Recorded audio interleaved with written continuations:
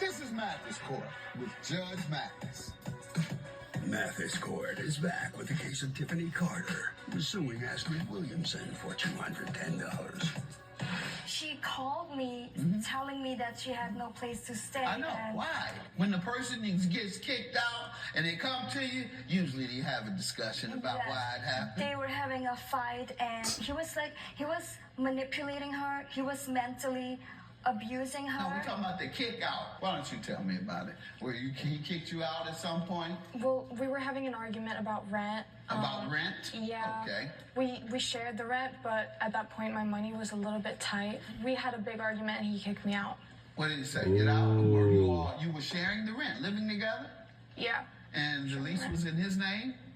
It was in my name. And I asked him to give me money, and I guess that wasn't... We just had small arguments like that. He kicked you out of a place that was yours? Why are you laughing? I just think it's absurd that you're bringing up the past because the situation. I'm talking to you. This isn't funny. A man kicks you out of the house. I asked you. You tell me it was your place. Well, it's what and then I asked do. you, why would you let a man kick you? And then you start. Don't start talking now. Keep laughing. Keep grinning. You think it's funny. You let a man who's your apartment kick you out. And you don't go to the police or anybody. You show up on her steps, and clearly it doesn't sound like you gave her a thorough understanding of what happened. She can't even tell me what happened. I don't want her to know all of my business. Right, well, why you show up at her door then? You should have showed up at somebody else's door. Don't come showing up at the door and you don't want to tell me what happened to you. Got your bags in your hand. Why are you here? Oh, just visiting. Oh, no, you're not. 3 in the morning. I got my man in here. You ain't visiting me at 3 in the morning. Wherever you come He is off. Unless you say, my man kicked me out. And if she knows you well enough, she knows that it's in your name. She might say, hey, isn't it in your name? And you say, yeah. She say, no. Let's call the police.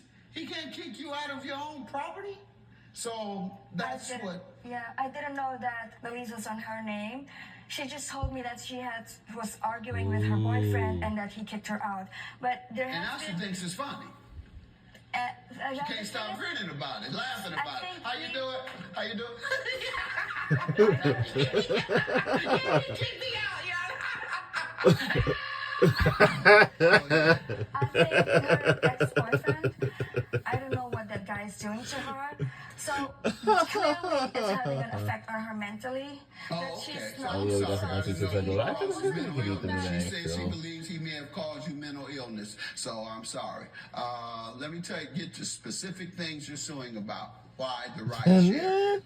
Yes, so after circling the club a few times in rideshare to try to see if she was hovering around, if someone had taken her, because at this point, we're thinking the worst. We have come to the conclusion that she was talking to her ex and that she might be at his house. He lives... Same guy kicked her out? Yes, Your Honor. And he lives about an hour away. And so we take that hour ride. We're calling her all along the while. We're wondering where she is, straight to voicemail. Her phone was off. Yes. Where was she living? She was living on her own at the time. Okay, did you all go to her apartment first? We decided that ex-boyfriend because we saw her using her phone. So and she has a tendency to go back to him all the time. How far did she live from the club? About an hour.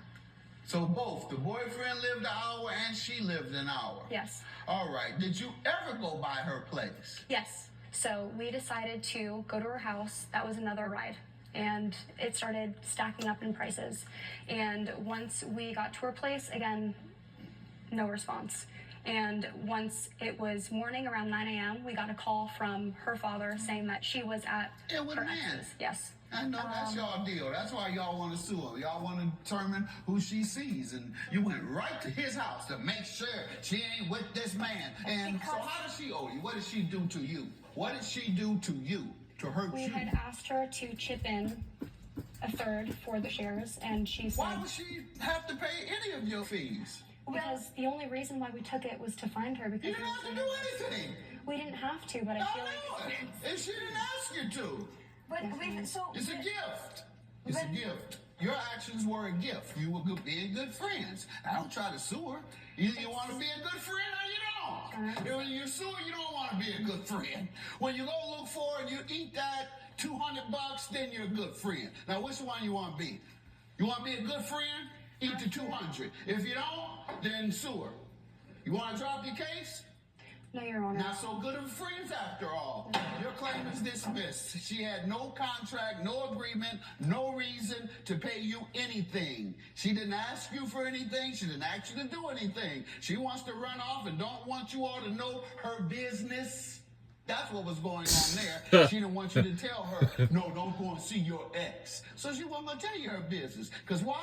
She knew exactly. You all probably would have followed her, let alone go to his house after you didn't see her. This is all about her boyfriend. And so your claim is dismissed. Have a good day. Oh, no. Judge Mathis has ruled in favor of the defendant. Dismissed. Wow. We cared about you so much, and when we called you on the phone the next But day, this is what I'm saying. You guys never actually supported my choices. we support you. It's $200. Yes, You don't have to take $200 to court. Oh, wow. I was on a video call with someone from